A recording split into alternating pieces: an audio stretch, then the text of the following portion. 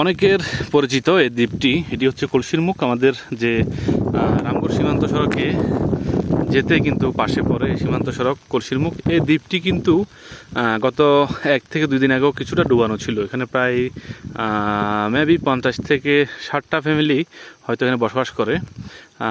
তাদেরও কিন্তু বেশ অংশ ডুবে গেছিলো। এখানে কিন্তু কিছু তার প্রুফ দেখা যাচ্ছে, দেখেন।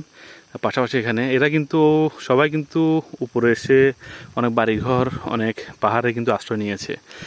নেটওয়ার্কের বাইরের জীবন কিন্তু কেউ দেখে না। এখানে নেট নেই, বিদ্যুৎ নেই, আজীবন ধরে কখনো হবে কিনা জানি না। তবে তাদের দুঃখ কষ্ট কিন্তু আসলে সোশ্যাল মিডিয়া আসে না। আমরা আজকে সীমান্ত সড়কে ঘুরতে আসছি, সেই দৃশ্য আপনাদেরকে দেখানোর চেষ্টা করতেছি। আর বলে রাখি, এটি হচ্ছে কলসির মুখ, আর এই পাশটা হচ্ছে যে ইন্ডিয়া, আর এই পাশ হচ্ছে যে বাংলাদেশের বিজিবি ক্যাম্প রয়েছে সাথে।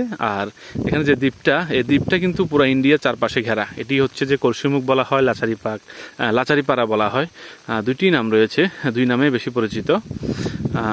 তবে এই দ্বীপটি কিন্তু অনেক সুন্দর, কিন্তু এখানের মানুষও অনেক কষ্টে ছিল। আমি খোঁজখবর নিয়েছি, আমরা সীমান্ত সড়কে এসেছি আজকে। এখানে জাস্ট মানুষের কিছু জীবনযাপন দেখার জন্য, তাদের বাড়িঘর কেমন তারা বন্যায় প্লাবিত হয়েছে তা। এখানে যাওয়া যাবে না, আমরা যাব না, কারণ রাস্তা ভালো না। তবে দূর থেকে আপনাদেরকে দেখানোর চেষ্টা করছি।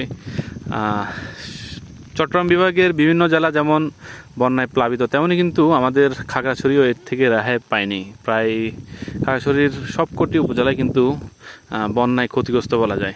যাই হোক, সবাই ভালো থাকুন, সুস্থ থাকুন।